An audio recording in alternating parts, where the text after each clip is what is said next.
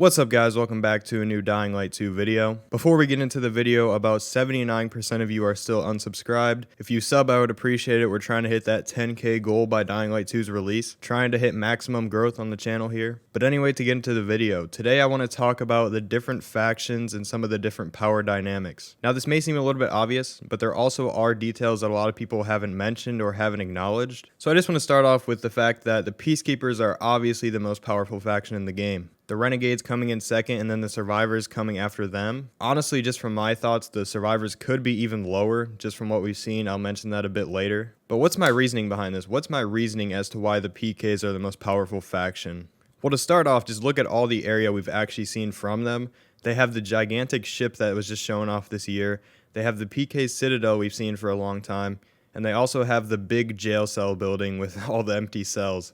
Those right there are three gigantic buildings in different regions of the map, most likely, that are probably going to play key roles in the game. If we look at someone like the Renegades, what do we have? The Colonel's Castle, but what else do they really control? To make it a bit easier, we can look at the faction map to actually see the area. And based off of the faction map, the Peacekeepers actually are about the same as the Renegades. Assuming the Renegades are the red and the Peacekeepers are the blue. Both of the factions having about 4 areas. The yellow region could be either the Bandits or Survivors. I would lean towards the Survivors on that one. Something interesting to mention, the Peacekeepers look to be the ones that actually will control the connection between Old Villador and Central Loop. As you can see between the two maps, between the two blue areas, somewhere around there, there's supposedly an underground railroad which takes you between the two. And really from this, the PKs and Renegades don't look too far off as far as power goes. I still personally believe the PKs have more power than the Renegades. Just from all of the buildings we've seen and everything we've seen of them, I'm convinced of that. Now it's possible for the Renegades to overtake them, but at this point, like I said,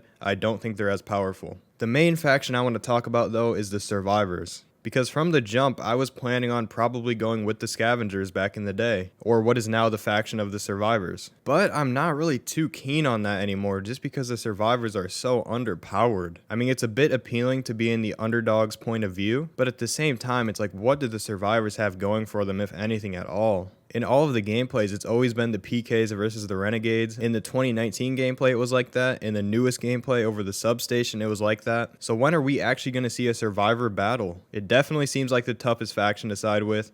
I mean, you're going to be fighting against the PKs and the Renegades, two much more powerful factions. And like I said earlier about wildcard factions, at this point, I wouldn't be surprised if there's wildcard factions more powerful than the Survivors. So I think the best option for me, maybe, if I want to side with a wildcard faction later on, maybe go with the Survivors, because if I go with the Peacekeepers, the wildcard factions most likely aren't going to like them as much. If I go with the Survivors, that maybe gives me a possibility, if it's possible in-game, to side with a wildcard faction. And what I really hope we see happen throughout the game is a power shift from each faction. And I just started playing Fallout New Vegas recently. I'm going to be streaming that probably tomorrow or maybe even after this video goes up today.